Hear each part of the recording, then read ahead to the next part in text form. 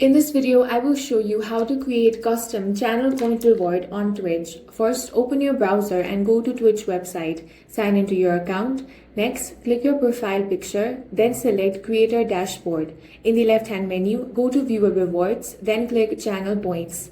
Make sure channel points are enabled for your channel. Now, click Manage Rewards and Challenges. Scroll down to Custom Rewards section and click Add New Custom Reward.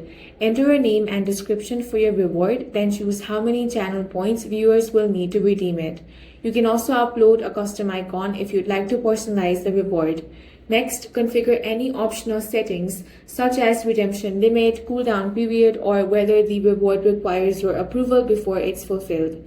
Once you've finished customizing the reward, click Create or Save. Your custom channel point reward will now be available for viewers to redeem during any streams. That's all for this video. If you found it useful, make sure to hit the like button and subscribe for more videos like this.